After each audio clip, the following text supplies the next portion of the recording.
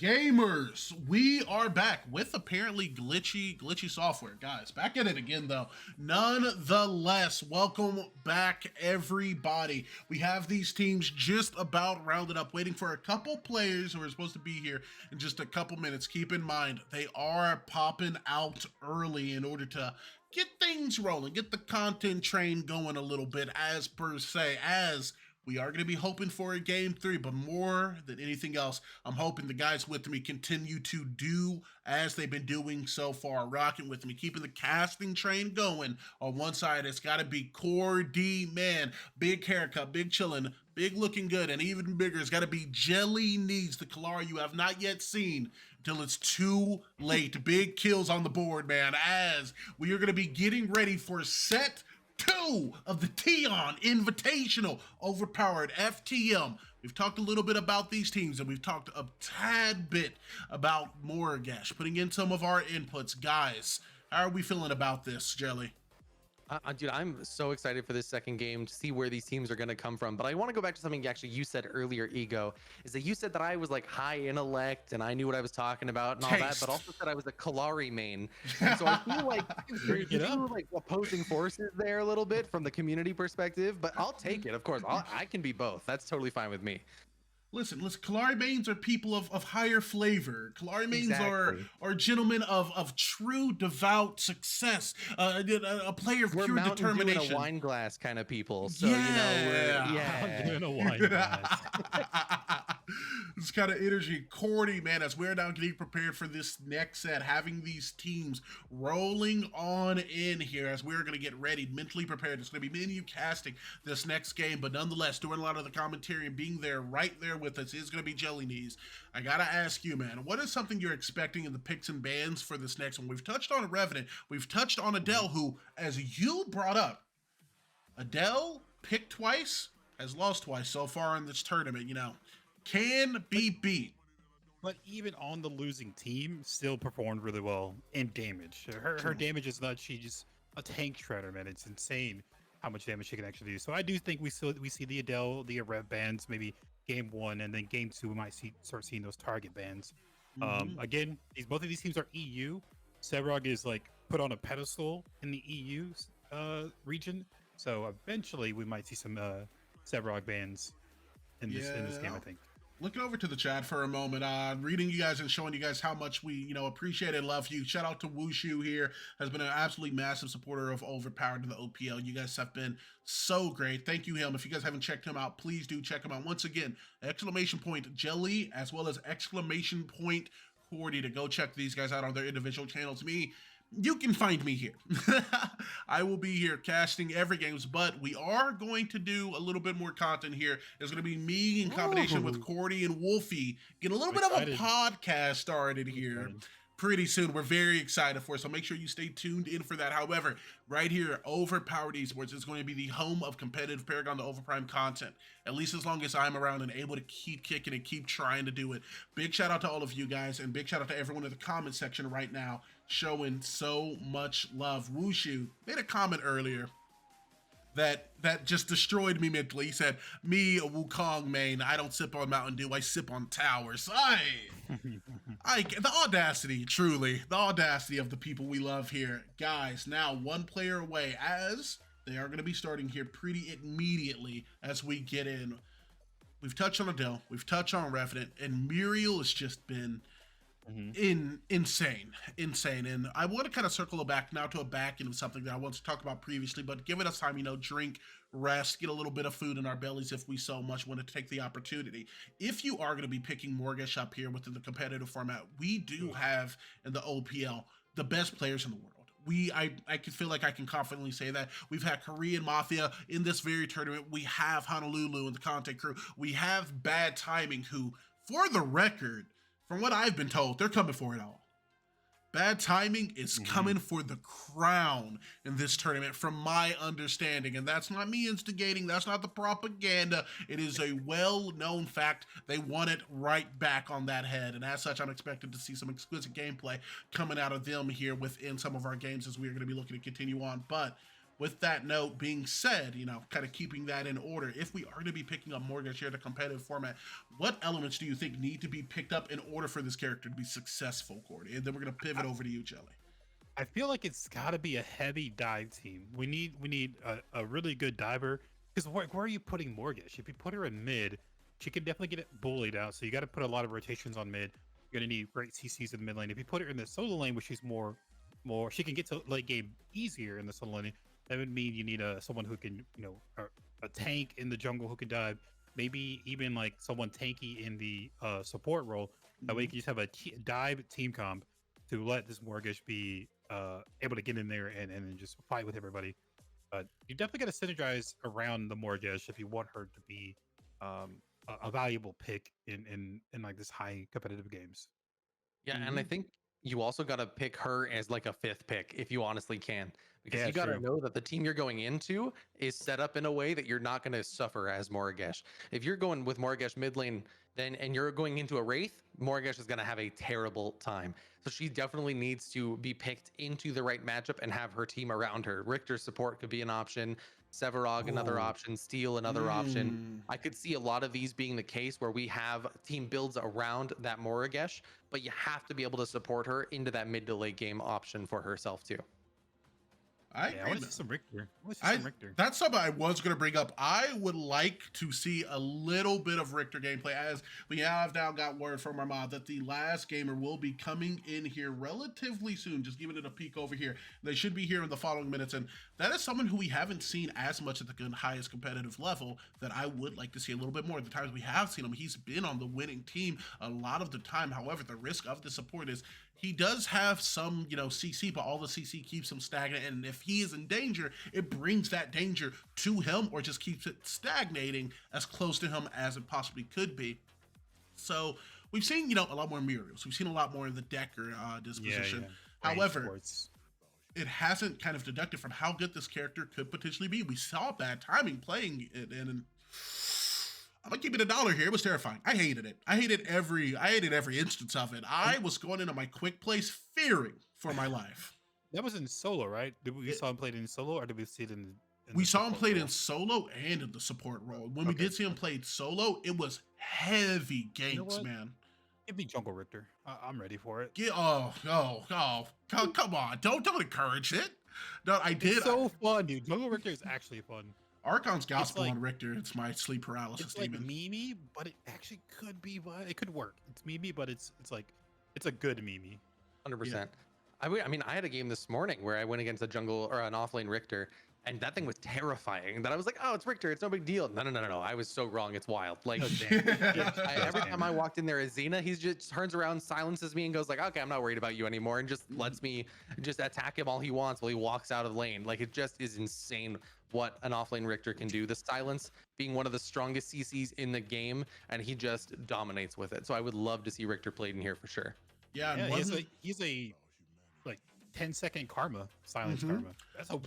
Yeah, and one thing that we did see when he was being played at the competitive level here by bad timing is that if you hit that chain, it's not only big impactful in the laning phase, it's not only impactful in getting picks.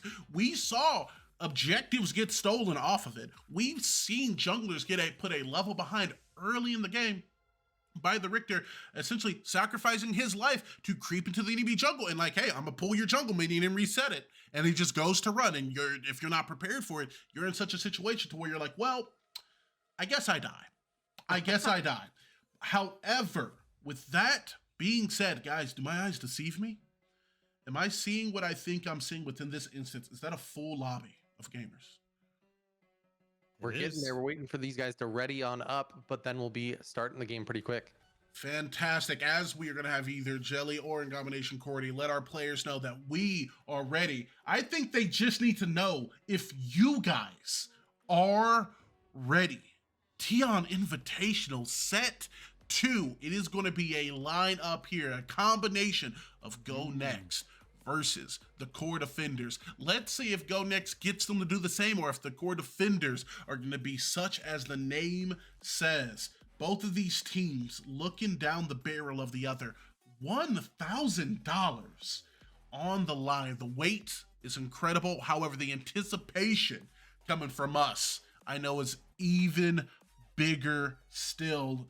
Gamers, I need to see the predictions. You guys are putting up the money and it's just about even. If you're a fan, I'm gonna need to see you put it down here on the predictions and the cheers, as both of these teams I've talked to, I've hung out with in some instances, and they want it bad. The EU boys looking to represent and looking to kick Conte and the Honolulu crew off of that throne, maybe as much as the NA lads and Bad Timing are going to. We'll see. For only time can tell. Guys, as we're going to be looking to get into this new set here, we've touched on characters we think may get picked. We've touched on characters we have given pretty good reason to get banned, and we've touched on the new character here in Morgesh. I want to get to know a little bit about you guys as we are going to be getting ready to make our way into this. Cordy, we already know that Jelly and me, we're rocking the Kalari. You, at a competitive level, if you were to be stepping into the ring, what role do you think you're going to be stepping into? And be honest with me here, not to put you on the spot. You think you're a little overpowered? You think you're competing with some of these players that we've seen so far? I spotlight just right on you. Spotlight right on me. Yeah, just the call out. I like to play mid and ADC. It kind of really just depends. I play ADC if I know I have a support. If I don't have a support, I don't want anything to do with that lane. I hate that lane so much if I don't have a support. It kills me off. It kills me, man. So I like to go mid so I can just 1v1 the enemy mid laner and just kind of try to bully them and worry about the random jungler that rotates every now and then because his mid laner is getting bodied. But I like to play Rangers. I played Rangers for a very long time in like Smite and OG Paragon. But in this game, man, if the support's not there, I don't want to deal with it. Oh man, most definitely. And as you know, we're looking for these teams to get readied up. I'm gonna step in, and I'm gonna bring the honesty to the table, right? I'm gonna bring the ego to the table here. Guys, don't listen to the cap that Cordy is telling you right now. Let's stop the cap. This dude's like a Pokemon trainer. Ass catch him, he turned it backwards. It's all cap. Cordy, as much as he says he likes to go middle, his soul belongs in the duo lane. The things I've seen this man do with Murdoch, Drongo, Twin Blast, just because he hates it doesn't mean it's not his calling. This man is Michael Jordan playing basketball, and he's thinking about the baseball league. He's thinking about migrating over, and I'm just like, I need you in the duo lane, Cordy, because I know that if we get to that threshold, Cordy is going to be capable of carrying those games. And I do think he would be a very capable player in himself of carrying those games just as well. I used to be I feel like the Skyrim NPC. I used to be a jungler. Back in my day, until I took 82 consecutive Morgesh games to the knee. Because I am running down the mastery of that character. And, you know, we like to have the fun here as we're making its way in. And it's kind of the reason where I'm like, guys, don't play Morgesh competitive. If they find out that my main is broken, they're going to nerf her.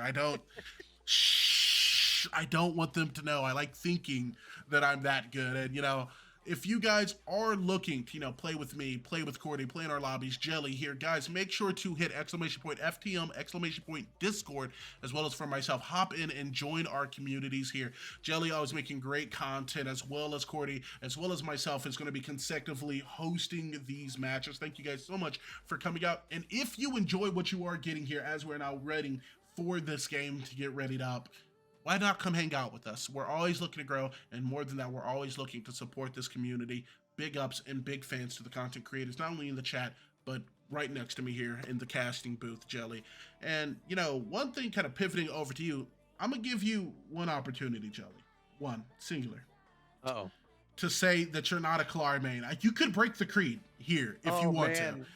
You know, okay, it's okay. I've given everybody a year to play Xena and like have their fun and all that kind of stuff.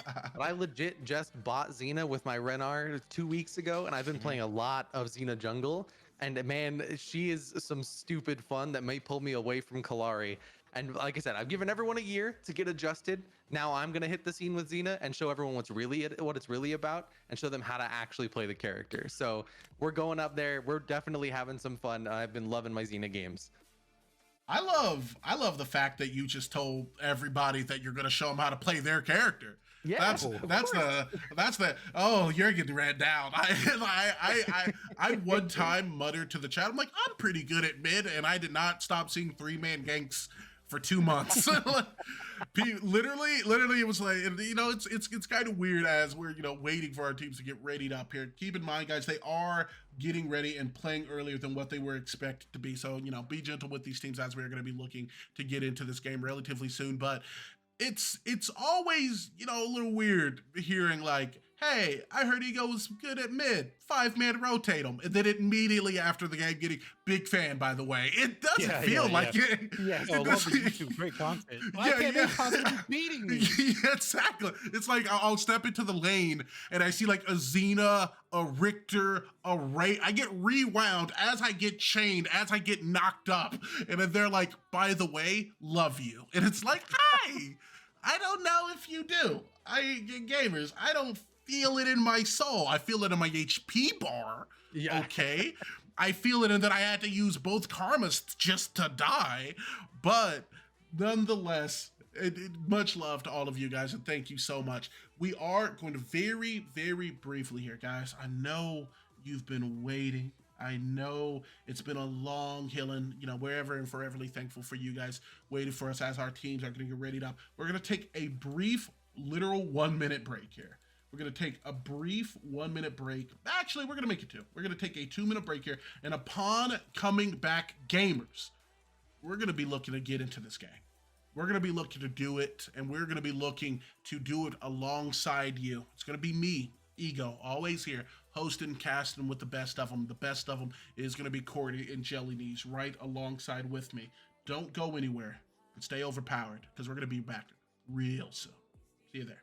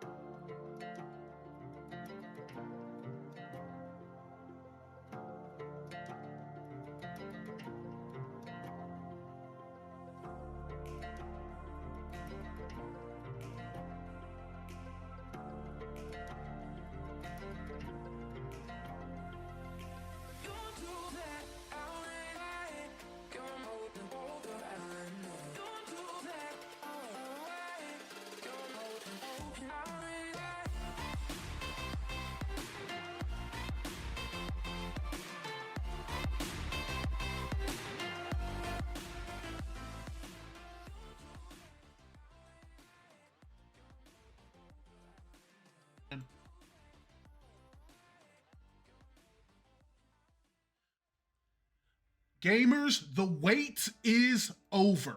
We are here, and we are here now.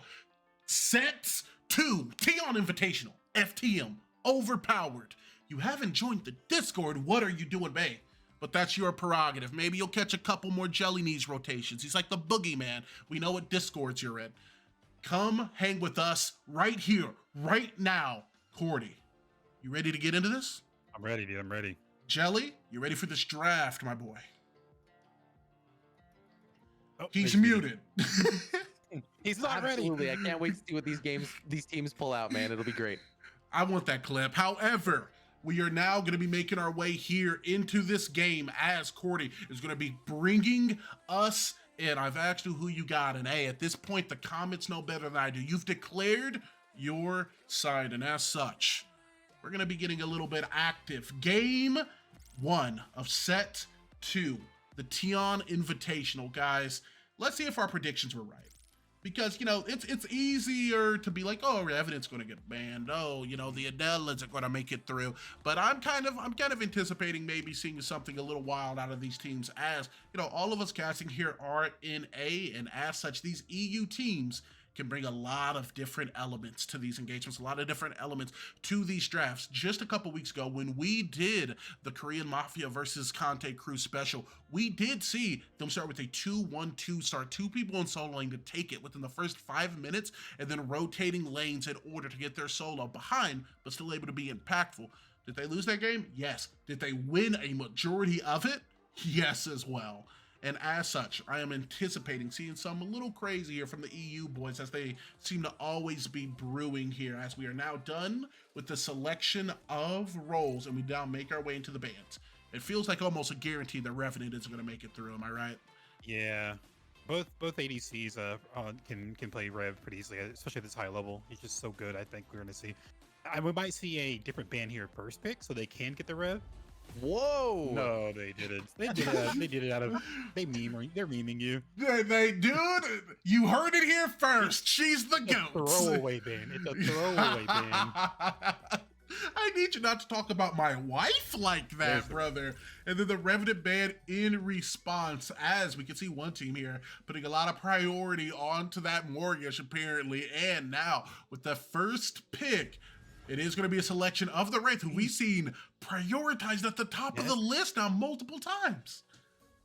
That is very interesting, seeing a Wraith being prioritized in mid lane. Yeah, I mean, I feel like there are a lot of other picks that we could have had, especially with the Moragesh ban from their team. Wraith is a perfect pick into Moragesh. Why are you banning that and first picking Wraith? It seems like there's definitely other things they could have gone after first. A Muriel pick, a Decker pick, a Mako pick. One of these like good supports that would be in there would be a fantastic option for that as well. And now we do see a counter pick here coming onto this Narbash, having been locked in as well as some priority being put on Grux. We've talked about before, a great engager, and also able to translate a lot of damage off if they're able to land those big stuns, big pulls. But a Narbash, oh, you're picking Wraith? I'm gonna nullify that. Click, it's all ogre now. And with such, they're gonna be able to heal through a large percentage of the poke that does come, but I like these follow-up picks here. The combination of Twin Blast, a disengage built into the kit, as well as a lot of attack speed and shred that is normally built onto the character, followed up by Kwong. You know what I mean? Wolfie likes to call him Korean Zeus, and I will say he feels pretty godly when you see him played at these high tiers.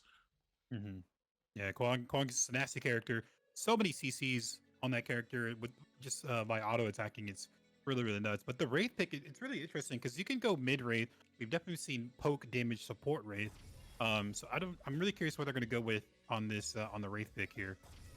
Yeah, and then I'm going to make the assumption that this is going to be a support Wraith. I don't think they're going to bring this into the mid lane, especially with them having some pretty solid engage potentiality coming out of this Kwong. It doesn't feel like they have any good or great team fight elements quite yet, and something like a Mage Gideon that was taken to the other team could have really helped pull that together, in my opinion here. A lot of single target damage here, though. You're going to get some lockdown from Kwong. You're going to have now some degree of field control with the Decker lock-in, and there we go. An Adele to follow that up. A lot of good team Adele pressure. That's a very interesting composition right there, because they have a lot of poke damage, but they don't have a lot of like high burst mobility in there.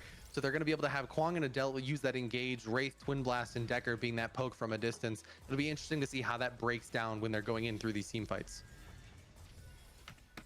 Yeah, man. And as we do now see these rosters lined out, before you go, Jelly, I'm going to ask you here, which one of these drafts do you like better?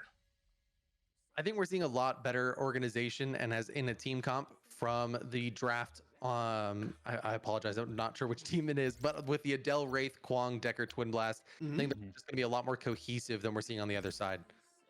Yeah, man, and thank you so much for being here, Jelly, because it's about that time. Set 2, game 1. Ladies and gentlemen, we are here. You have waited oh so very patiently, and that is going to be rewarded. Now, go next. Core Defenders. You've put your money where your mouth is, and Core D, we're comfortable in this spot, man. We have had it time and time again, and as such, we are now going to see who is going to be the ones to take it. Core defenders, the blue team, despite what it does say on our overlays, as we are going to make a quick change to that here momentarily. I'm going to ask you, Gordy, who needs to come up big for either one of these teams? And for me, it's always the jungler. Jungler is the most impactful character in the early stages. You have your lanes or your laners are laning. They're getting that XP, but the jungler is constantly making these rotations, making the calls, or they're usually the shot caller of the team. So it always comes down to the jungler for me. And as far as jungler goes, Grux and Kwang, those are just two really great junglers. They're the warriors. They have great sustain in their kits. Well, sustain, but like they have defense, great stats to help them carry to the early to mid game whenever, and then late game, you know, the carries can do a lot of damage. But just that great clear, great stats is going to help carry them through the early mid phase. Yeah, man, I gotta agree with you there. I do have to agree with you there. And one character that I am looking to come up big here, not necessarily just a character, but also the player Alpha Liquidator. Take a look at Karmas. We are going to see, out of the 10 players within this game, out of the 10 players, correct me if I'm wrong, that is 6 protection Karmas going in between the both of these teams here within this instance, as we are going to see a little bit of a scuffle here within the mid lane after Kwang does make a rotation over, getting some degree of CS. However, it is now going to be the duo lane, which is going to have a kill go down within the early phases of rotation to mid. And Pain coming up, not yet within this match. Yeah, Decker getting a kill there on Drongo, using that Pain protection use pretty early there for the Drongo. But that is the counter. Actually, we have a little action here in mid. Yeah, now it is going to be Grux here on the Sonny Elm, showing a little bit of face, but the poke damage very much so going in favor of this Wraith pick, as he's going to be forced to play the space a little bit in contradiction with the Gideon, who's going to be dropping a rock on the exit. Very aggressive here within the dual lane, as they are playing up, very aware that, guys, we can poke as much as we want. However, unless we run this Narbash out of mana, it is all going to be rendered basically mute within this junction, and as such, it is going to be trouble now, catching a stun over onto the backside, a disengager coming out of the Decker, as the damage is going to come out good, a little bit lower on the HP bar, as over into the solo lane, we are also going to be seeing Adele bullying out to some degree, mind the gap on this pick. However, Burstone is going to lend itself to being able to sustain to some degree, while in mid, it is going to be a missed pull, as Wraith is going to be able to pivot to the side on the level 3, with the Grux now looking to get an invade. Kwang in route from the far lane, and Gideon showing face and definitely having control of the wave. Yeah, Wraith having all these wards out in mid lane, he has that ability to toss out wards, so it's gonna be a little bit more on the safer side if we do get ganked, and Kwang going in, getting a little damage here on Rayleos, but not much there, making his rotation here to the left side of the jungle. Very much so, and now it is going to be within the face of the opposing team here. Alpha Liquidator on this Kwang, like, hey, I'm taking this jungle, okay, and you're gonna watch. You're a viewer within this instance, and as such, he's gonna take the 2 kill before being able to freely make a rotation out, twin blast, as well as this Decker down into the corner, now making a back as Parsifal may be looking to get out, but instead, as it is going to be Drongo who aggresses upon it, it's going to be the TB who responds, and kind of the combination of recovery as well as the Narbash shields is going to put Drongo in a lot safer of a spot. However, it is going to be the HP that is up, but the mana that is going to be very low on this Narbash with no more mana pots to be popped. It is now going to be us turning our attention to the mid lane as Kwang does make the rotation, and using those immunity frames on the dash is going to avoid some of the damage that is going to be coming out of Gideon here, as it is going to be the wave that pushes back into the mid laner here for the core defenders. Yeah, and all that rotation, that invade, just staring Grux in the face, Grux really couldn't do much about it. Dual lane is kind of behind, they're getting poked out, and that's the problem with the supports right now. If you don't have a range support, if you don't have a Mako, if you don't have a Decker, if you don't have like a Muriel who can throw some autos or get a long range stun, it's kind of you get pressured out really easily in that lane, and dashing in mid, Gideon's gonna be fine here in mid, but it allows them, the jungler, to invade, knowing that his team has that dual lane advantage, that they can make that rotation or keep the enemy team from rotating because of the pressure that they have in that lane.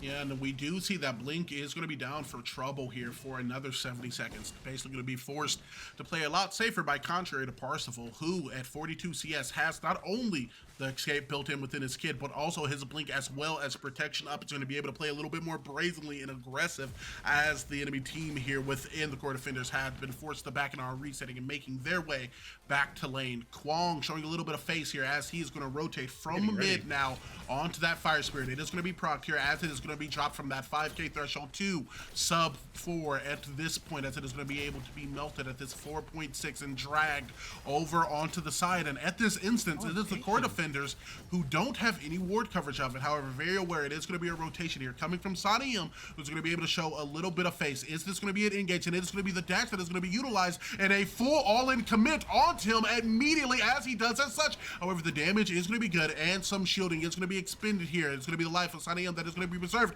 and the life of Kong, which is going to be taken off of the engage here. Good damage coming across as it is going to be some burst onto the Twin Blast. However, very low is going to be forced to retreat. It is going to be Big Narb all over now, but with the Spirit resetting, it is going to be a longer timer for them to be able to get it engaged here. Kwong with another 5 seconds on it, but Adele looking to get active in themselves says, hey there, big boy, can you heal through this? As she is going to be looking to get some degree of true damage across. It is going to be a pull over onto the side, and the life is going to be all but guaranteed to be taken. Now the proccing of the shield here coming out of the Grux as is going to be looking to rampage upon the Adele within this stint. The shield has been melted through. However, with the poke that is going to be coming out of this Wraith, it is going to be a reset that is going to be declared for both teams, as there's going to be a kill trade, but the kill lead is going to go in favor of Parthful's team here and go next.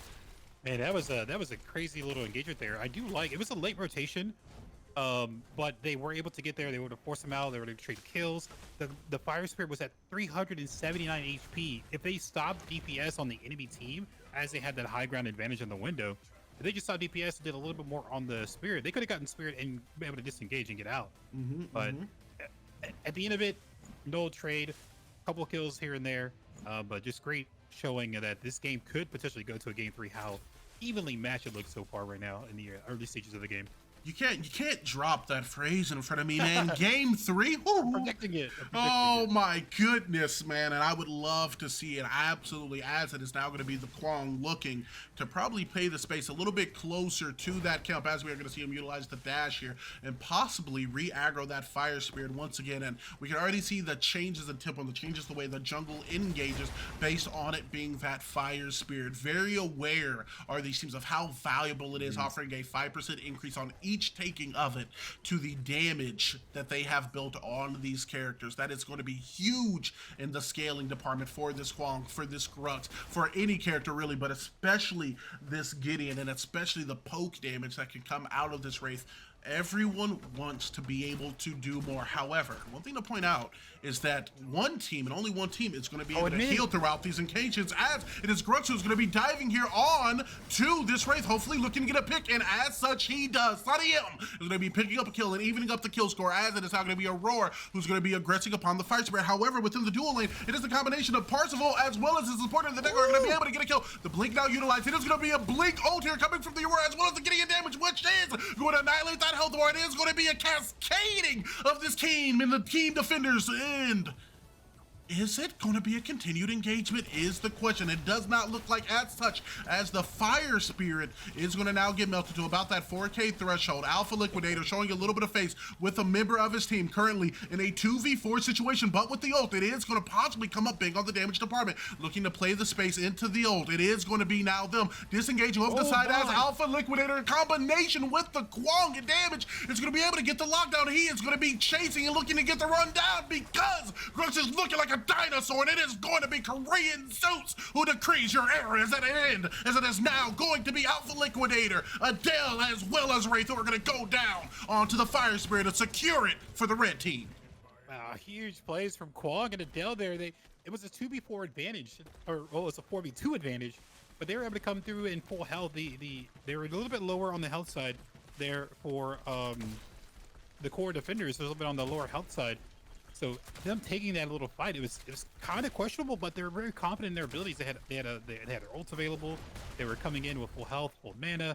But yeah, great plays here from Alpha and Lyrixies on this play. And now we actually have a underling, the guardling, as you like to say, yes, sir, being pulled here by the core defenders. Yes, sir. And as such, one thing that I do want to point out here is I thought for a moment that we may have had a mistake onto the boards. However, we did get it corrected here, as it is instead going to, yes, be the blue team who are the core defenders, as well as Go Next, who is going to be on the red side, being able to pull that advantage now with the Twin Blast, pushing up some degree of damage up to the Gordon, and the Guardling going in favor of one of these teams. I'm going to pivot over here to you, Cordy. What is your just general outlook on this game, as we are going to see the Guardling does get dropped here relatively quickly by this team here in the core defenders, as it's going to be Drongo gets assailed upon, but not before the Narbatch is going to be able to stun out and heal as that tower does immediately go down. Yeah, the thoughts of the game, it's really, you know, back and forth. Both teams are not having a heavy advantage here. Decker rotating and getting a great ult here on the Drongo. Yeah, buddy, and now, as we are going to see, yeah, grouping over there to the far side, Drongo very low and very much so out of position, even comparatively by being up to that tower. He is going to get dived by a combination of 3 members here from Go Next, who are now going to be looking to get that tower back for themselves, offering it up and hoping to open up both of their tanks here in combination of Adele as well as Huang for any engagements, and not just limited ones around these objectives. As we are going to see here, it is now going to be the Grux who's going to be chased out of his jungle side, being forced to play the space. The combination of North as well as Parsifal here now looking to clear out, despite the Aurora showing some face and getting some damage across. It is not going to be enough. A disengage called for both of these teams, and while we have a moment to look into these builds, we are going to see Parsifal here early on 2-in-1 with 96 CS, having that carbon alloy crossbow. We're very familiar with seeing this on Twin Blast. The attack speed in combination with the damage can be very good. What do you think about the builds at this stint of the game, Cordy? Yeah, so both ADCs are going with that carbon alloy. So with carbon alloy, if people don't know, you're going to get some power, you're going to get attack speed on the passive. Whenever you auto somebody, you're going to gain power for yourself, but you're going to also decrease the attack speed. So if one hunter, or one ranger is going to be getting the carbon alloy, you're either going to pair with it, or you never fight that character ever in a 1v1 matchup. But when it comes to late game, you're fighting against tanks. You're fighting against, you're fighting against the Kwang, the Adele. You're fighting against the Grux, the Aurora. Those guys don't care about attack speed. They just want to go in, absorb the autos, and use their abilities. So when it comes to late game, that item sort of for me kind of falls off. We want to make sure that we get other items that can deal with tanks in that build, and in laning phase, carbon alloy is definitely a bully item if you want to take those 1v1 fights. Yeah, and we are going to now see a grouping here coming out of both teams. The combination of the core defenders is going to put up a big ult. However, on the bottom level, there's going to be Adele, who's going to be able to utilize that ult, and the damage rate actually goes in favor here of Go Next. The true damage procs from it are going to be absolutely huge, and melting down the health bars in combination of not only Aurora, but Gideon, who are now going to be forced to disengage despite what looked like a massive ult here. It's crazy. We've talked about it previously. While in the far lane, it is going to be TB who pushes the tower, that the 2 tanks with the use of that Adele ult can win what looks like a huge team fight by themselves off the merit of that Adele ult and the true damage that it's going to be able to do. And that comes to just tanks, man.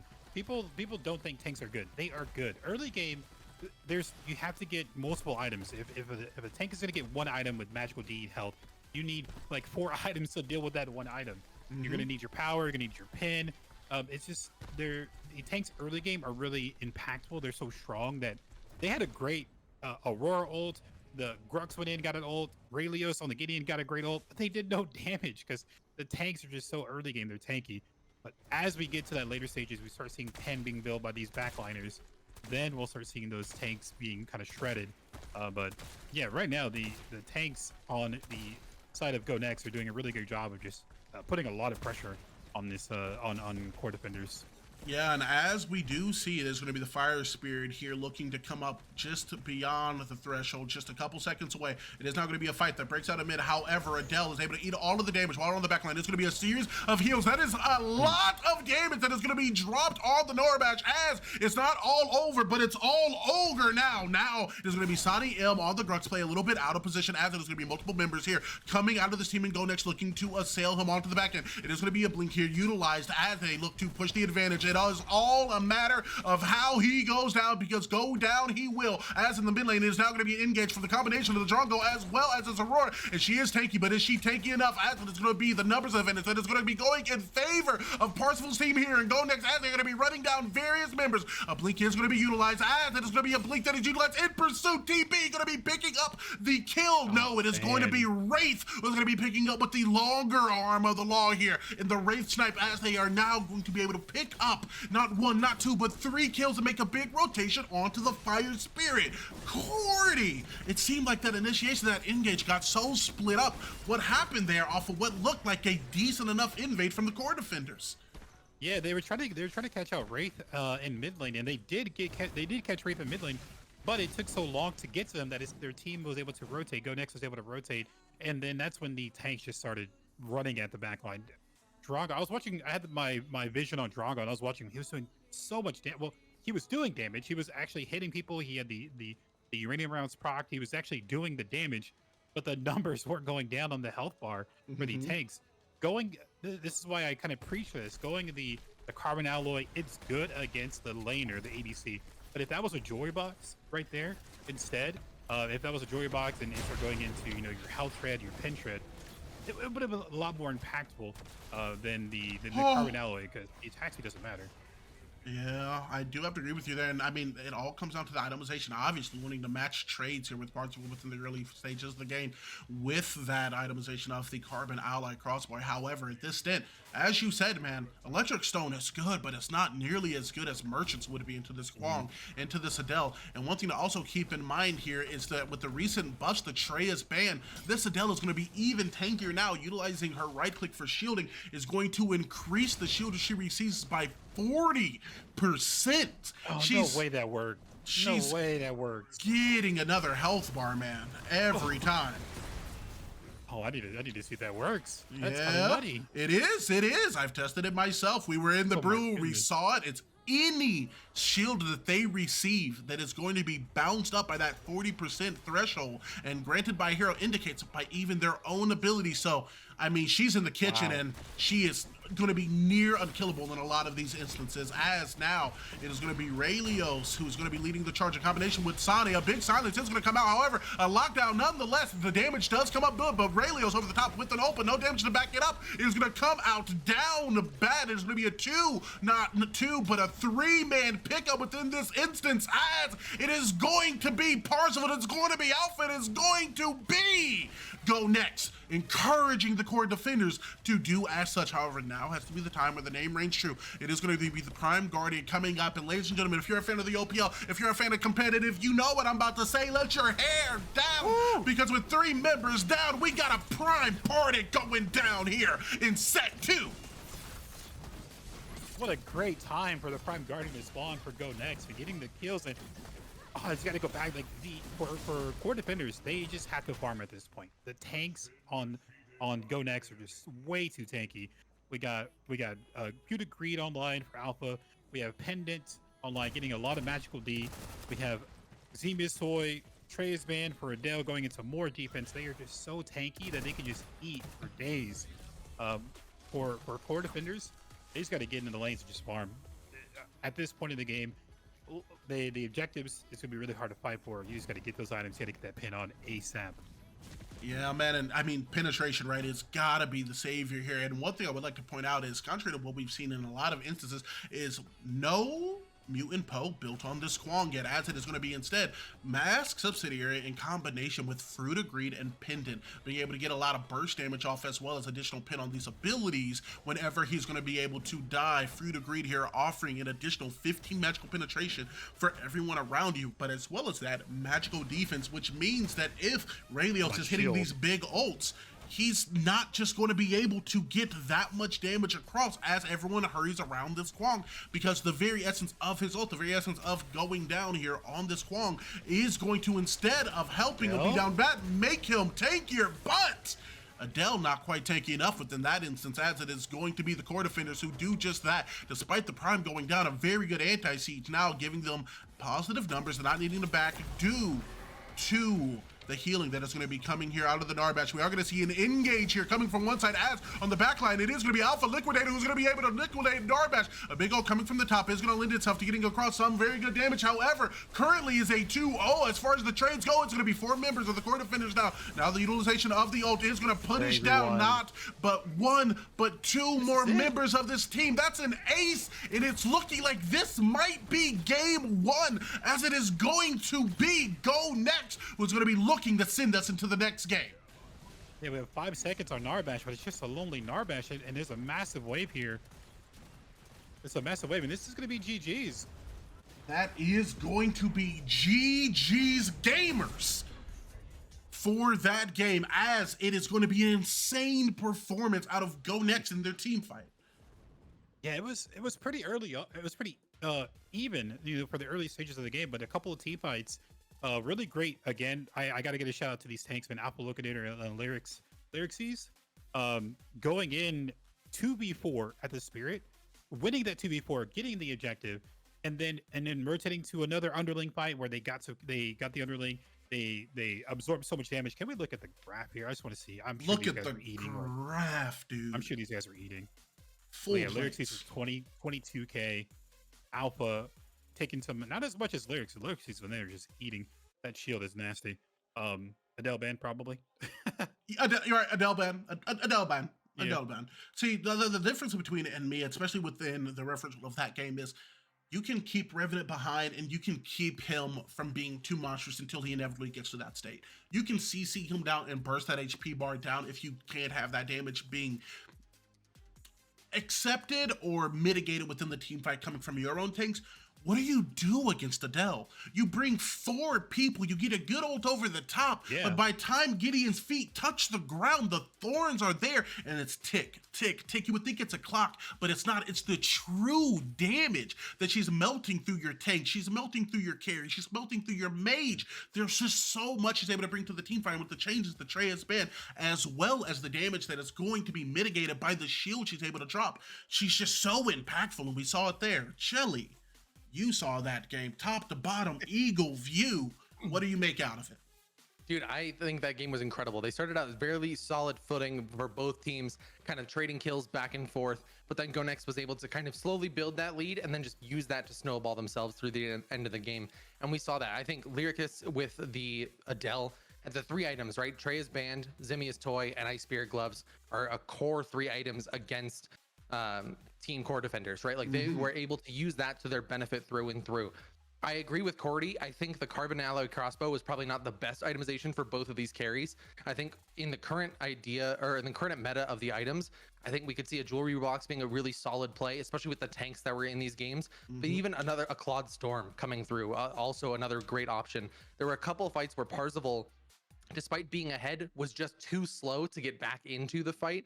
Or something like a Claude Storm giving him that movement speed could get him back in there a little bit faster. But overall, solid performance from both teams. I don't think that just because Go Next won at 7-21 means that they're gonna shut out this series. I definitely think we can see team core defenders come back in this second game and where they go from there. Oh man, and I hope that is the case. Ladies and gentlemen, we are going to be looking to get into that next game relatively quick, but we got to give the gamers just a second to prep, as well as ourselves. Let us get a little bit of a drink and let us get ready to continue bringing you the best content we possibly can. Hey, this is done not just by us. This is done by you, by everyone coming out here, by the support of everyone within this crowd. We're looking to get active. We're looking to get overpowered. Speaking of which, it's going to be me, Ego. It's going to be Cordy, and it's going to be JellyKnees right here with you. And we're going to be right back with you after a very short break. We'll see you there.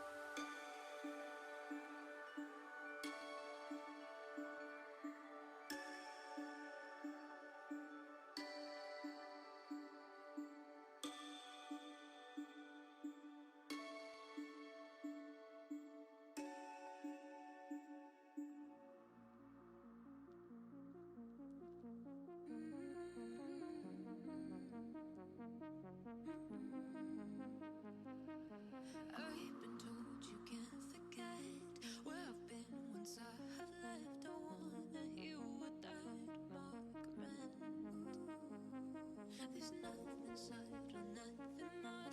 Hate me, love me, I'll drive you wild. Let it all go, give it to me. I wanna hear you scream, scream out my name. I wanna hear you scream, like I can't be replaced. I need to hear you scream, scream out my name. I need to hear you scream, like I can't be replaced.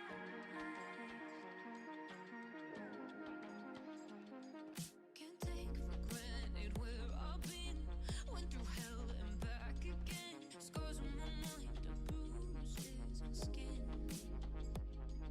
I lean on you when times get tough. When they drag me down, you pick me up. So let it all go, give it to me. I wanna hear you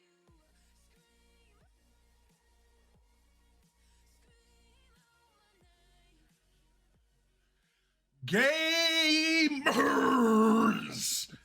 Tell me you're not having a good time. Tell me you're not excited. Tell me Overpowered FTM T-On Invitational isn't the place to be as a Paragon fan this Saturday. I'm not alone because I'm never rocking it by myself anymore. The company, let me tell you guys, it's been great. We got Cordy here rocking it with us. New haircut, still the same beard, and a little hurt. It looks better than my own. But right to the side of them, and it got to be JellyKnees, bringing in the hype, bringing in the analytics, as we are going to be looking to get into game 2 of set 2. Go Next versus the Core Defenders. And despite the name, I'm not going to lie, I think they might need to work on that core defending part a little bit there. just a tad. I had to make the joke. Ray Lewis, I love you guys. Cordy, Jelly, what do we think of that game? It was close. Like, even though the stat line doesn't show, it was two big fights that swung the game like really quickly, but it was pretty close. Just a couple things for me. If the ADCs were building more of a, shredding the tanks, because they spent so much time on Adele and on Kwang and Adele were just doing a great job of just diving and absorbing so much. We needed more pen from both the mid laner and the carry. It got to the point where there was a lot of team fighting and not a lot of farming, and the team fights were going in the favor of Go Next. So they were getting that gold, even though they weren't getting a lot of farm, and so it just kind of kept propelling them ahead and getting more defense online. So I like to see them maybe tone it down back a little bit, try to get a little bit more CS, and try to get those items, those tank shred items on a little bit sooner than in this game. Yeah, absolutely. And I think, like you said, the two big fights that came around were the spirit fight, where everything went down, man. Like, just everybody was in there grappling, having a good time. But also the Prime Underling fight that then turned into also a Prime Guardian take by Go Next. I think for core defenders, they have to look at that situation and go, okay, there's 15 seconds until Prime Guardian spawns. They're on Prime Underling now. Which are we okay with them taking? Are we okay with them taking Underling and just giving that up and being able to fight on Guardian when it comes up?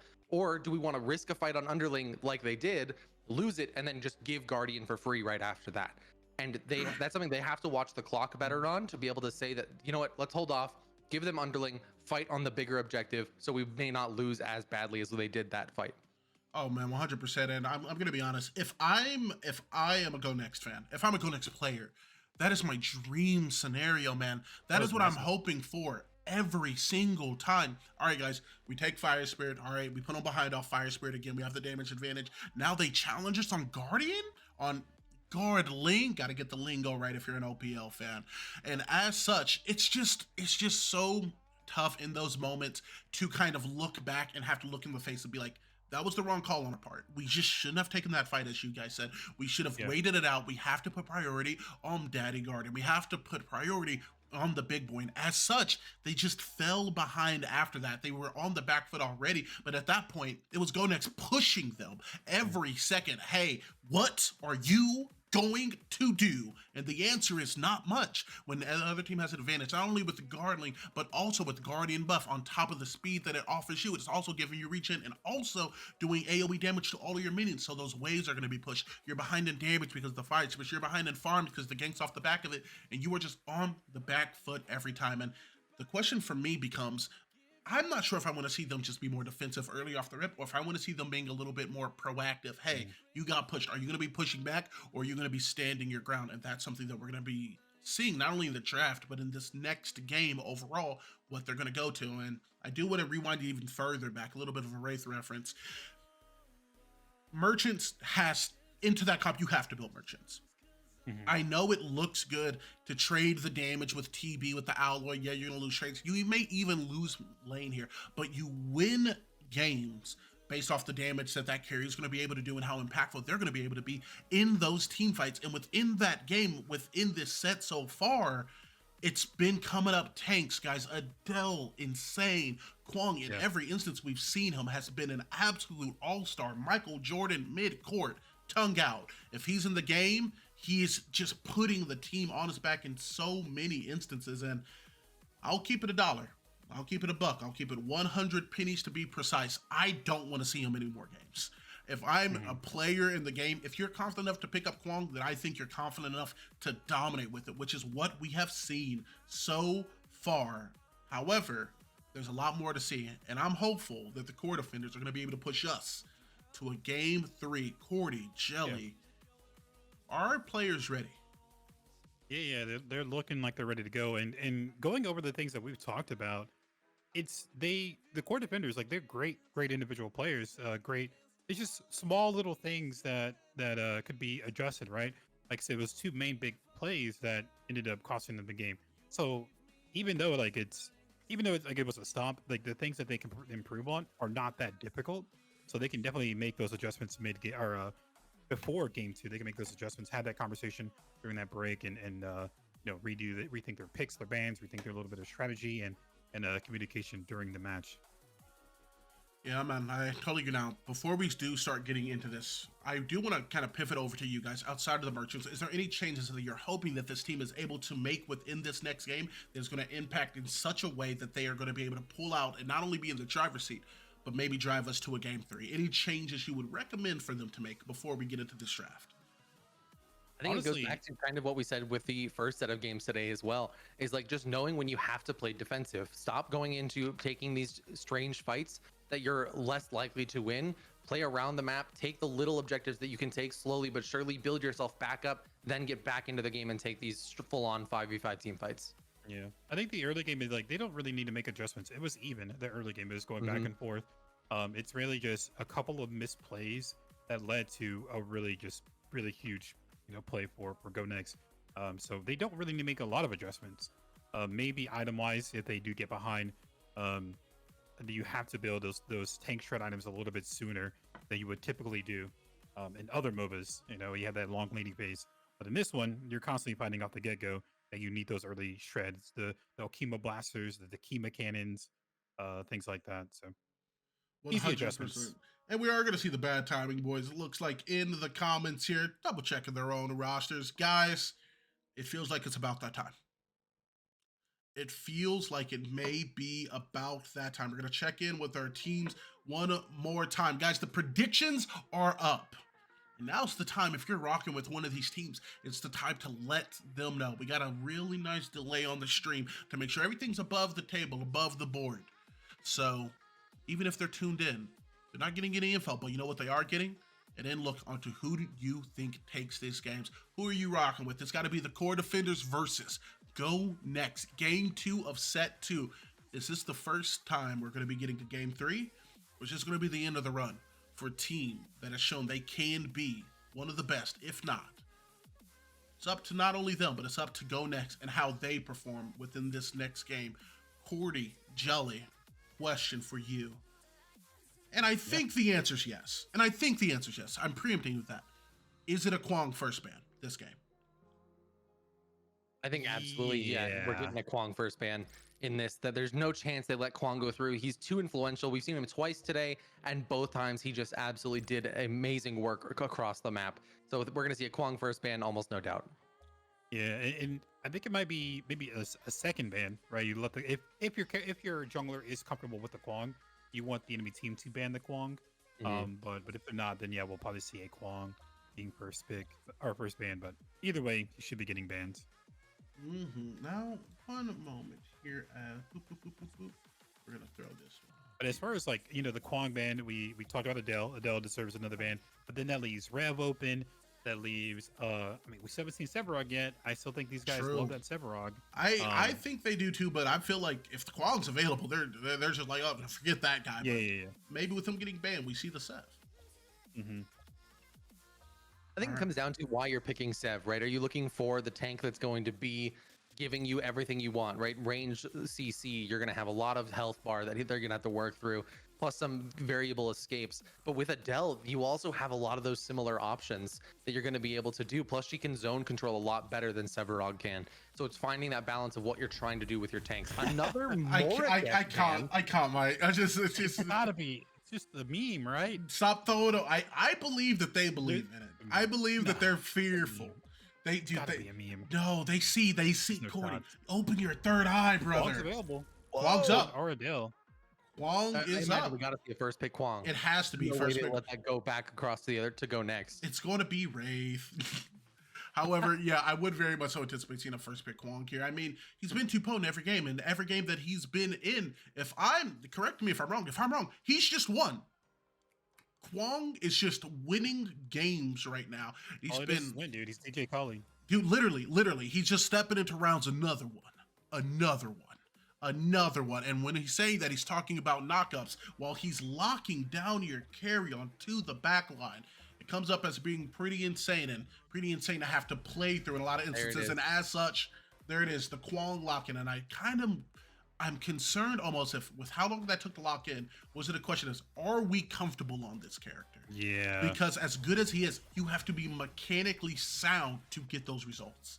The interesting thing actually is that we had these teams switch sides and they stole each other's bans from last round. We had the Mortgage ban from Go Next actually instead of Core Defenders, and Core Defenders is the one that banned her this time around.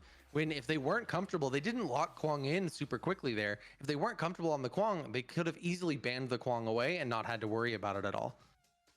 Yeah, that's what I say. Like the throwaway ban, if they weren't comfortable in the Kwong, then why do the? I don't think Mortgage is a solid ban. They got to be memeing. So if they do a throwaway ban, why? How would they not be interested in picking the Kwong?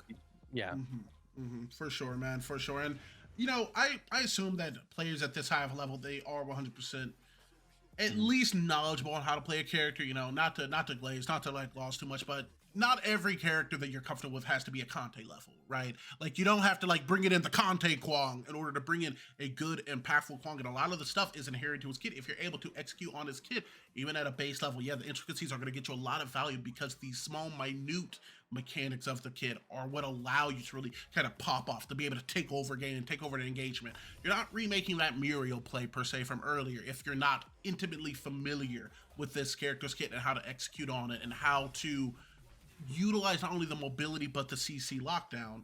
However, kind of pivoting back over now to who's been locked up following this, a Fang Mao as well as an Adele. Corey, you know what my playtime looks like. Okay, well, yeah. Fang Mao, kind of just an average jungler. I mean, he has great clear. He has great. He is definitely safe if you can time the immune. You have a great dash. He's not really picked up a lot. Doesn't have hard TCs, but he's just an all-around solid jungler, solid character. See, I think this is a fantastic pick on the side of Go Next. I think that they're picking into the draft that they're getting from core defenders, right? You've got Kwong, you've got Aurora, right? These are people that are going to be hard to kill. Even if you get their health bar down to as low as you can, right? They may not die. We saw this in the first set of games with Kwong and Muriel, right? All you need is that Feng Mao ultimate to come out of there. Bam. Doesn't matter how low they are, how tanky they are, any of that stuff, they just go down. And I think that is a fantastic option to counter some of those tanks on the side of core defenders. The only issue with Fang Mao is it's base damage. If it was like a health threshold, then it'd be something. But you know, I think it's like 325 health at level 1. So with these tanks being so tanky and healthy, they have to be really low to get that ultimate off that execute. But if it's with a Muriel, he can just execute through. He's really the only counter to Muriel shields. Is gonna be the Fang Meow. Yeah, man, and you know, we see it coming out here within this game too, as there's going to be core defenders looking to push us into a game 3. Now, guys, I'm going to be honest here with you. I really like the core defenders draft. The combination of Aurora as well as the Gideon on the backside. You're also going to have that Sparrow who's going to be able to ult and basically turn it, just turn it into a mage. Just turn it into a mage the way that damage is going to be spreading out. However, Jelly, we're going to be right back here with you. Thank you as always, man. As now we find ourselves, ladies and gentlemen, game number 2. Do core defenders push this to a game 3, or is that little blue bar at the top going to be filled as Go Next is going to be taking the next step and making it to the semi-finals? $1,000 on the line and 100 Kima to line the pockets of the champions, but the champions only. Cordy, over to you here, man. I got to get your thoughts surrounding the Kwang, Muriel, Gideon, as well as Aurora. There's a lot of really good AoE lockdown on this team, as well as individual lockdown, not even counting the CC that this Muriel is going to be able to provide. However, on the other side, who do you think is going to have to come up big outside of the jungler plays here? Outside of the jungler? On the side of Go Next? Adele. It's got easy. Yeah, I mean, I was hoping you to be like, it got to be the ogre, but you know. Yeah, it's gonna be. I mean, the ogre is nice. It's gonna hit those stuns, but the Adele, of course, she's such a great character. The shred that she can do. But I want to say, dude, the core defenders, I've loved their drafts. Same. These last 2 games, their drafts have been in my opinion, it was the better of the drafts. They won both drafts for me. But yeah, their team cap is really great. Aurora, Kwang, Muriel. When Muriel comes late game, those Aurora is already unkillable. It's gonna be even more unkillable. And then Sparrow late game is gonna have that steroid and AoE mage ult. So this is gonna be a good team comp here, and actually invade here. By Sonny. It is going to be an invade here coming from Sonny, utilizing some degree of the shield and forcing Alpha Liquidator actually out of his jungle to some degree, as he is now going to be making the roundabout here to mid lane. It's going to be a little bit of showing face, only level 2, however, followed up by Sonny, as it is going to be the Wraith who is going to be able to get a little bit of the shield off of the hide here of the Kwang, who's going to go fishing, however, missing at this instance, as we are also going to see a miss coming out of the Wraith to chunk some degree of the damage across. Now looking to see an invade here right over to the side is going to lend itself to Kwang wanting to build himself some degree of an advantage, while over onto the other lane, it is going to be not only the carry, but Narbash playing relatively close here, as any poke damage that is going to be done by this Sparrow is going to be mitigated by the healing that will be provided by the Narbash. While, I mean, solo lane is exactly what we expect it to be. A little bit of I slap you, you slap me, neither one of us quite in the sphere of killing each other. And Sonny's actually getting an invade, getting the blue buff here. Dash in by Parzival on the left side here. But gonna be okay. Great stun by Narbash, but it's gonna be all fine here. But getting the blue camp, he got a little bit of invade here, and he can back and go for his red buff. See, he's gonna be controlling 3 buffs for as far as the jungle goes. Yeah, indeed, man, and that's a lot of pressure, as we are now going to be seeing the Feng Mao making his way possibly over to the lane. However, picked up, it is now going to be the red team playing a bit back, as they are going to be looking to get themselves to the mid and late game. And speaking of the different phases, the laning phase, the early game, the mid game into the late, I do want to exemplify here. I love the core defenders draft into the late game. Oh, good, man. It is so good. They have every character, it feels like, you could ever really want to scale into that late phase. You have the Muriel, you have the Sparrow with the damage to back it up. Not to sleep on Aurora as well. Those cooldowns as they scale are going to be getting infinitely lower, being able to close space off with that wall, but also utilize that ult and big burst of CC shutdown, not even counting the CC that Gideon is going to be bringing to the fight. But the matter becomes, are they going to be able to get there? As within the early game, as you pointed out earlier, Cordy, they did pretty solidly. They did well. However, not developing a lead once the Go Next got it. It's not that they dropped it, they just extended it, despite some of the get back that the core defenders were able to get. As we are going to see within this lane, it is going to be Sparrow, very low HP, and even lower in the department of mana, as they're not going to be able to poke out what looks like 2 full HP bars, as within the middle lane it is going to be a little bit of a meeting of forces here, as Sonny Ilm is going to be showing face before making a rotation back to their own jungle. It seems inevitable here that the red team here is going to be seeing a back sooner rather than later, and as we say it, as such happens. A little bit of that He's rotating back mid. that caster's cure, as now it is going to be Sonny rotating back mid, and 5 minutes into the game here, not a kill fallen yet, as both teams very aware that you don't want to drop the ball. A Wind Spirit here spawning within 5 seconds is going to offer 4% attack speed, 4% movement speed, as well as 4% CDR. That's going to be cooldown reduction for those who are not as familiar. And as Feng Mao drops, he is going to just take a little bit of damage here from the Kwang sword as they call for the disengage.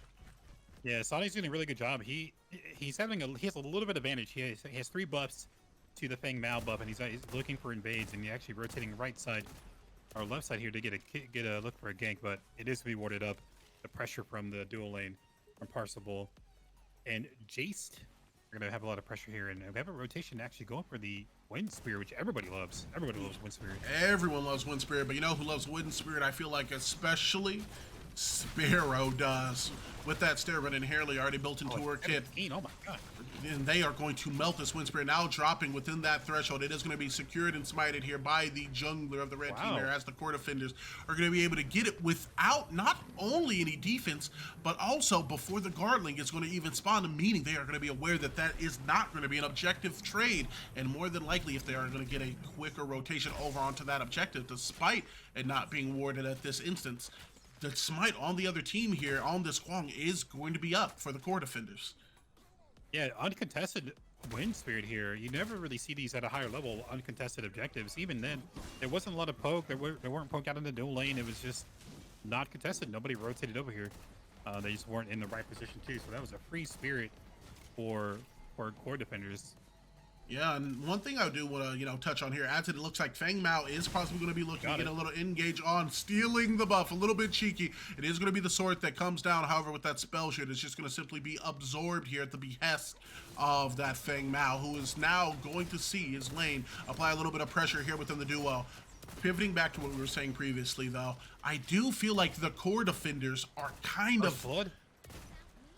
I was going to say able to just wait it out. However, with the first blood going over to the worst case scenario, Adele, it looks like it might be a secondary kill that's going to go over. However, it is going to be the blink up that is going to result in not only Kwang getting killed, but as well the Gideon 2 in instant play, almost too quick for us to catch, as it is going to be the kill lead within seconds get extended to 3-0, going in favor here of Go Next, as they are going to be able now to put a fair bit of pressure with the gold lead that they're going to be able to develop off the back end of that, despite the spirit going in favor here of the core defenders.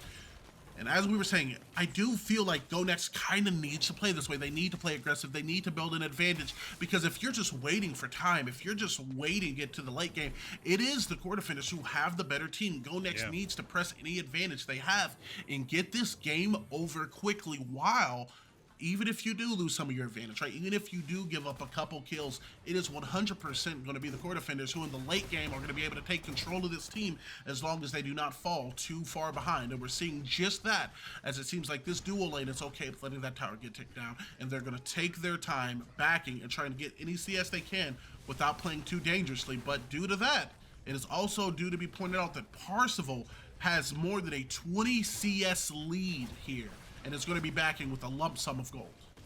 Yeah, that really surprises me, because in that lane, Sparrow is really a poke-heavy character. She has long range to keep that pressure. We have a little action in mid. Yeah, that's just going to be the sword you land by Kwang, but it's going to be an engage here coming from Lakey, as now it's going to be the ult that is going to preserve the life of the jungler here, as this team's going to go back. The core defenders forced to play from a little bit farther out. Raelios going in to translate a little bit of damage before taking a portal out. That is going to be a missnap all over in the far lane. It's not going to be Sparrow applying pressure to that tower, but a rotation is going to be coming out of not only Narbash, but also this Adele here, as she is going to be forced to play a little bit further back over towards the mid. It is going to be Feng Mao looking for a kill. In fact, hunting behind the tower and helping to stifle the wave, as it is going to be the tower here mid, prioritizing those minions who have gotten in despite Feng Mao being on the backside, lending itself to looking like it may be Go Next who are going to be able to get this tower early. But the rotation from Sparrow may dictate a different outcome, as with the help of the Muriel, they are going to be able to fight back the pressure that is being applied by this team and Go Next. Yeah, so just a little bit of poke battle going on here. We have them kind of rushing in the jungle here. Guardian is underling. The Guardian is up. Yes, say its name, Cordy. They're pulling it. It's being pulled. Adele's on the left side of the map. Can't make that rotation. So this could be a 4v5 here. No portals up, and that's very good map awareness for this team. The question does become, are you at a 50-50 this? Because we do know that he has the ability to just be able to teleport in. However, how quick is the smite? And is it going to be quick enough, as Raelios is going to get an ult over the top of one? That is going to be 2 ults to take the life of one, as it's going to be Jeest, who's going to be locked down. The kill secured by this Aurora over onto the backside. Now an engage here coming from the Kwang. Some good damage coming out over the top side, as it is going to be the core defenders looking to go on the attack within this instance. Now Sparrow looking to run down the backline, as the damage is coming out relatively big. No inner fire being procced yet, as that is still going to be in the back pocket. The Prime Guardian's underling does get reset. However, with a man down and on rotation, they may be able to go for it. However, within this instance, it is not as good as what it could be, because Adele is here and present for this fight. The last thing the core defenders want to see. Yeah, low health and low mana. They want to get that reset.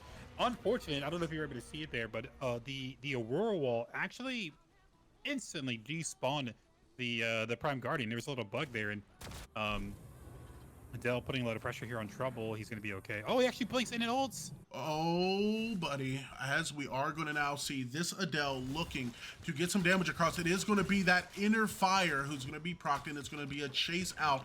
The shield that is offered is going to allow them to keep their life, as it is going to be a call for a disengage coming out of the Sparrow. However, with the far lane, it is now going to be Go Next who is going to be able to lock down that Wind Spear. No contention inside, and as such, they're going to be able to get that additional 4% CDR, as well as attack speed and movement speed applied to themselves, and more than likely alongside it by taking the yellow portal. It is going to be that solo tower, which completely then frees up this Adele for team fights and initiations. It's going to be Sparrow on the slow rotation. However, the concern has to be on this Gideon mid, now utilizing that teleport in order to get closer to their own tower line, as with the far range, it is going to be that tower that falls. Sparrow looking to turn the damage, is going to be chunking into Parsifal. The rundown coming up absolutely huge, but now the protection is going to be pre-procced, as the shield does go through. One team has a Muriel, the other team has a Karma, and the blink behind looking for the outplay will not lend itself to a kill. Instead, it is going to be Sparrow who's going to be picking up the life of the carry on the other team. But in the mid lane, a grouping here coming out from the combination of both Adele as well as Narbash lend itself to something brewing. That brew may be a fight. However, it is going to be Koreans, which is going to make his presence known here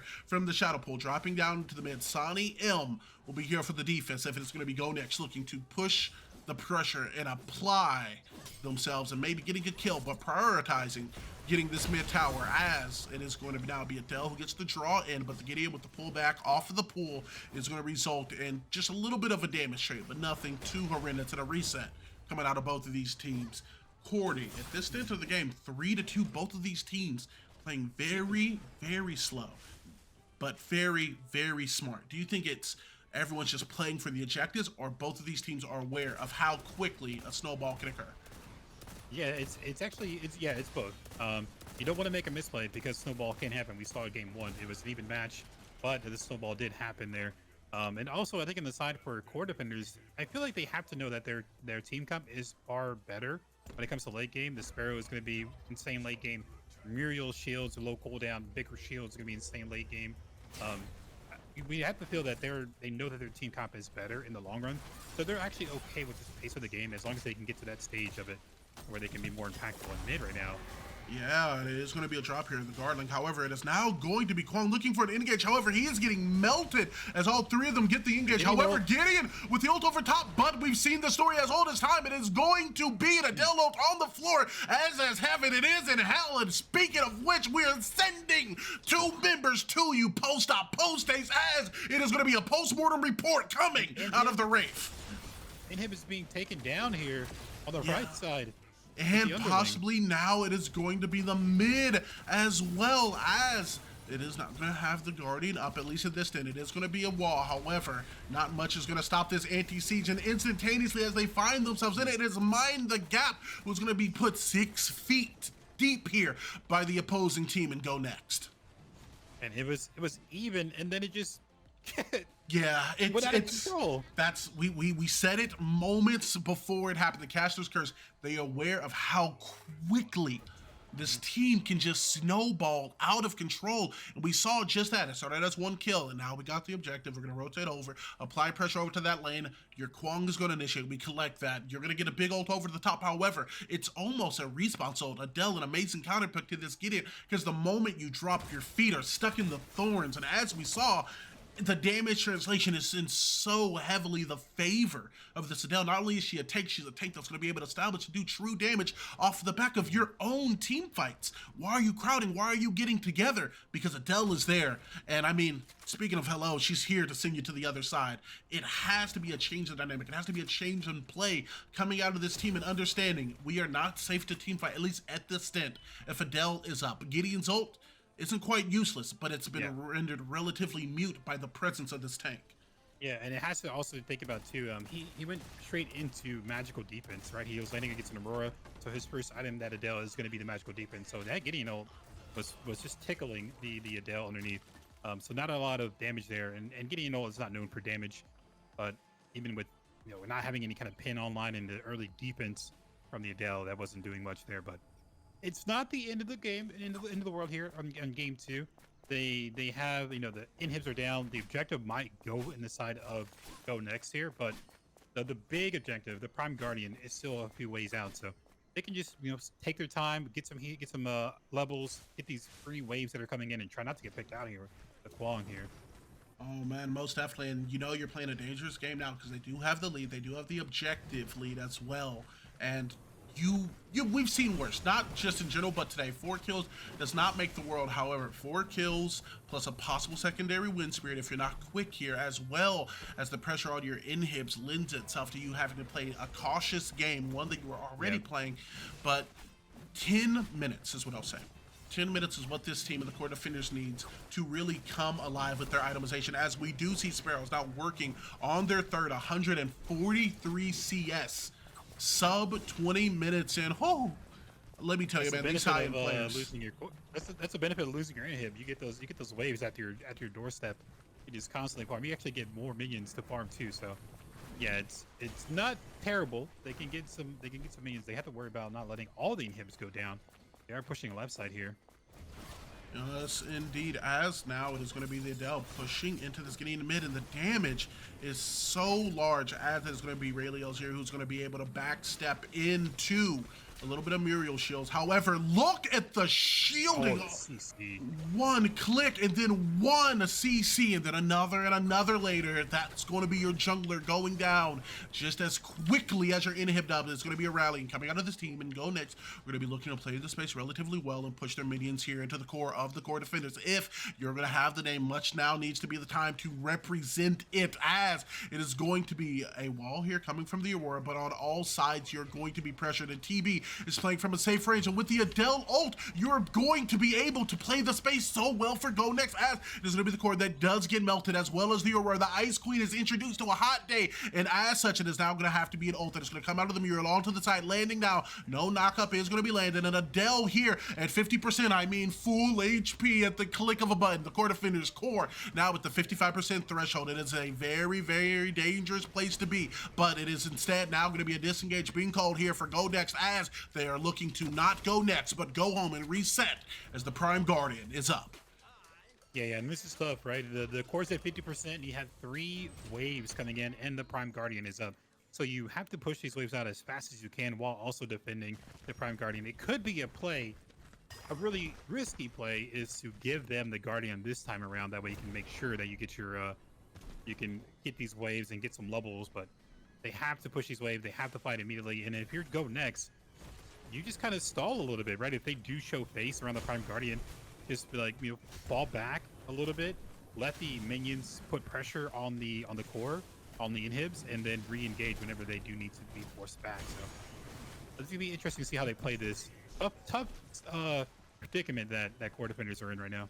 100%. And the fact of the matter is, as these inhibs are coming up, they're not coming up quite fast enough for you to show face, as it is now going to be a Prime Guardian party that does get initiated inside the Prime Pit. It is going to be the health bar that is going to now be dropped below that 7,000 HP threshold, and a couple members of the opposing team of the core defenders spending to forsake the core, as it is now going to be Gideon looking to get into the engage. The ult does get proc into fire. Burning Bright is going to be utilized, as it is now going to be an engage here from the Adele, and she is soloing the team. The damage is so high, and as it is now going to be Alpha Liquidator who's going to be able to lock down the Prime Guardian, it is going to be multiple members, including Parzival, who are going to be able to lock down the opposing team. That buff is going to be coming up big, as Sparrow is going to be looking to get some degree of damage across. It is not going to be not a double, but a triple, but in the face now a possible quadra kill going over to Parzival, who is going to be coming up big here for Go Next. While over in the far lanes, it's nothing but Muriel left in order to defend that core, and the question becomes, do you believe in miracles? Because as much as Aurora wants to let it go, it seems like she is not going to be up in time to let the other team know this is where they stood and this is where they fall. The core defenders losing it 0-2, as it is going to be Parzival and Go Next going on to the semifinals. Adele again. We talked about it, and she needed to be banned, and instead they go with the Mortgage ban. I'm so confused. I don't know if they're memeing really hard or they actually think Mortgage is really good. I'm so confused because I don't think she's that great at all. But the Mortgage throwaway ban, it could have been, an Adele, or it could have been really just Adele. That Adele was kind of the big threat there on the team, but it was even. And then we had a mid fight that Sonny went in a 1v3, 1v4, I think, and then Ray Leos went in to go help, but not having any kind of damage because of so much defense on the Aurora that they both died. They were able to get the underling, and two of them push right side with the underling, get two inhibs down, and then from there just kind of snowballed out of control. Yeah, absolutely. I think this was another case though for team core defenders where their carry did a lot of damage. Treble did the highest damage in the game at 16,000 damage, but the itemization wasn't there to deal with the tanks. It wasn't there to take care of Adele with any kind of urgency. It wasn't there to take care of these people, right? We had the jewelry box later in the itemization, but that was so late in the game that there are a lot of opportunities that they missed out on already at that point. A Claude Storm, a jewelry box, some physical penetration, or the passive for jewelry box would have been super useful in this case much earlier in the game than they were able to pick it up. Yeah, man, and it's a little bit of a tough one there because, as you said, Cordy, they were doing so well. They were doing so well for an extended period of that game. They were playing it slow, playing to their advantage. All they wanted to do was get late game because they're very aware. And I agree with what you said previously. They won both drafts. Both drafts, they had, in character-wise, the better team. And all you got to do is get to that point. However, it's not as easy to say all you got to do when the other team is looking to do you in. It is non-stop aggression once the first kill fell. It was a matter of 1 minute, 5 seconds, I think, where the first 3 kills were taken all for one team. We got to pick there. Oh, they can't rotate. Push up on here. We got to pick here. You try to save them. You get to die too. It is instantaneous, and it shows you what the higher level of play can look like. I feel like both teams play phenomenally, of course, hands down. Big shout out to Go Next. Big shout out here to the core defenders. Thank you for coming out. We do appreciate you, and we do hope to see you again. And a big congratulations to Go Next, as they are going to be making their way to the semifinals. And we already know what that standing is going to be looking like. As I do go to update the brackets here, guys, you can hit ! bracket to see who's going to be going up next. We do now have Go Next here locked in for the semifinal, as well as now Honolulu. And what needs to be determined now is who their competitors are going to be in the following sets. And the shred for Adele just wasn't there, which means, in my opinion, I have to agree with you, Jelly, you got to ban it out, man. Like, don't get me wrong, I'm a part of the Church of Morgesh as well. I'm there with you, but that is not worth the ban, brother. You cannot let the princess, the Queen of Thorns, be in this game and not build to directly bring her down. She came up way too big, and sadly, when it mattered most, the damage from the carries, despite being good, was just way too small.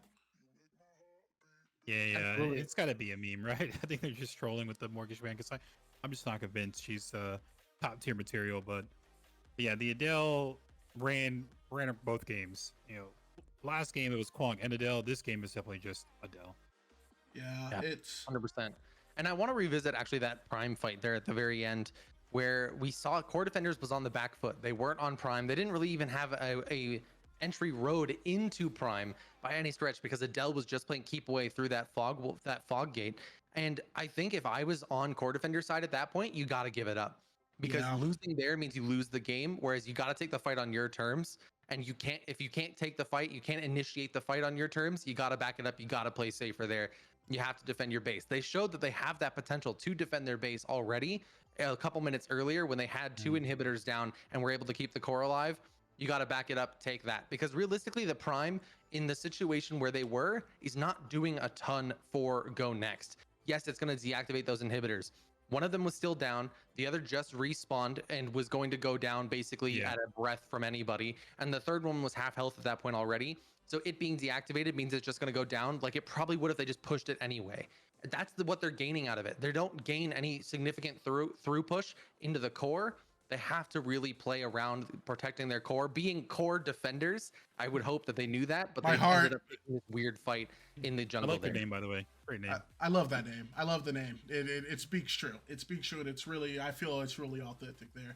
As we are also going to be thanking the raid of one of our co-casters, bilingual casters here. Thank you, Gentle Goose here, for bringing in more of a crowd here. Big Goose here, making sure that we can reach as many people as possible here at Overpowered at the OPL, as we're going to be having this cross-on event. And I have to agree with you there. You have to be able to prioritize, like, we can lose this Prime and we can still defend to some degree, but if we lose Prime and we lose 2, the game's over. And it's one of those instances where, like, okay, hindsight is going to be 2020. Yeah. However, in the face of what is to come, most certainly, if you guys do get picked in that instance, you have to kind of bite the lumps and be like, 15 more minutes. 15 more minutes. How many more items do you need, Sparrow? 2, and we get you there to that point. And I think the switch flips. The dynamic of that game completely changes when that Sparrow's damage is completely online. However, we saw there Parzival, he got an early lead, and he just kept rolling with it in his team. As they kept banging on the door, it wasn't able to be held out here by this team in the core defenders. So GG's to them. This is a single elimination tournament. We're going to be looking at expanding and doing, you know, a little bit more in-depth stuff in the future, depending on the commitment as well as the money we're able to raise for those tournaments. So thank you guys so much for coming out, and congratulations once again to Go Next for putting on a phenomenal performance. We did talk a lot about what, you know, the core defenders didn't do, but we really haven't talked about as much as what Go Next did do. They played to their strengths, and they did it really, really well. And when the dominoes started to fall, they made sure there was nothing left to hold them up. So congratulations to those guys for playing an amazing set right there. Now, guys, would you believe me if I said we're only halfway through the day? We're at that 50% mark. We got another 2 sets, the potential for another 2 game 3s. And gamers, I'm going to be honest with you, I'm excited for some of these next ones. Up next, we got Bad Timing versus NA Zoo.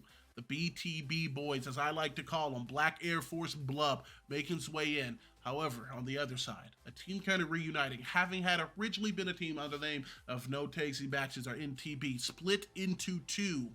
Now, reuniting, it's going to be Moxplode, it's going to be Yonko, it's going to be Low, it is going to be Velocity stepping back in to the competitive ring and looking to make a little bit of a name for themselves, as we are going to be getting big in game 3. Thank you guys all for coming out. As per usual, you guys are amazing. We literally can't do it without you. You guys make this game so much fun, and you make these events so very worth it. So we're going to be checking you guys out here pretty soon, because we're going to be right back after a short break. Where are you going to go? Because this Saturday, we got all the action right here. It's FTM, it's Overpowered, it's Ego, it's Cordy, and it's JellyKnees always. And we'll catch you soon. Be right back.